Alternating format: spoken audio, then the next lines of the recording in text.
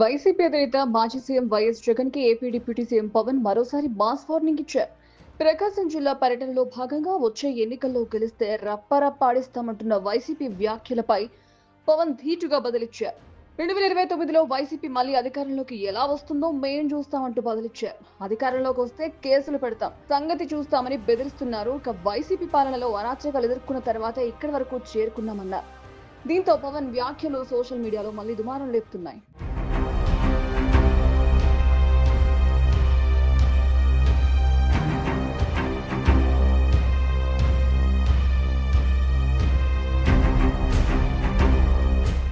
అయితే ఇదే తరహాలో పవన్ గతంలో కూడా వైసీపీని టార్గెట్ చేశారు. అధికారంలోకి రాకముందే జగన్ గుర్తుపెట్టుకో అంటూ అధపాతాళానికి తొక్కకపోతే తాను పవన్ కళ్యాణే కాదని, తన పార్టీ జనసేనే కాదని సవాల్ చేశారు. దీంతో ఇదే తరహాలో పవన్ ఇప్పుడు మళ్లీ ఇలాంటి వ్యాఖ్యలు చేయడం ఏపీలో హాట్ టాపిక్ గా మారింది.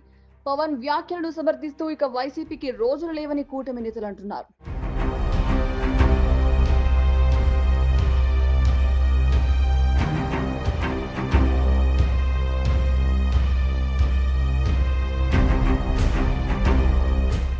తాజాగా ప్రకాశం జిల్లా మార్కాపురం నియోజకవర్గంలో పవన్ పర్యటించారు.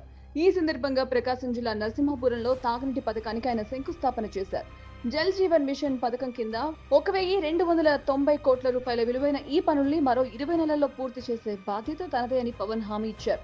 అసలు వెనుకబడిన ప్రకాశం జిల్లాకు వైసీపీ ఏం చేసిందో చెప్పాలని పవన్ వ్యాఖ్యానించారు. తమ ప్రభుత్వం తప్పు చేస్తే సరిచేయాలని సూచిస్తూనే రెచ్చగొడితే తీవ్ర పరిణామాలుంటాయని హెచ్చరించారు. మిడకాయలు కోస్తామంటే చొక్కాలిప్పుకుని రెడీగా ఉన్నామనుకుంటున్నారా అంటూ పవన్ ఫైర్ అయ్యారు.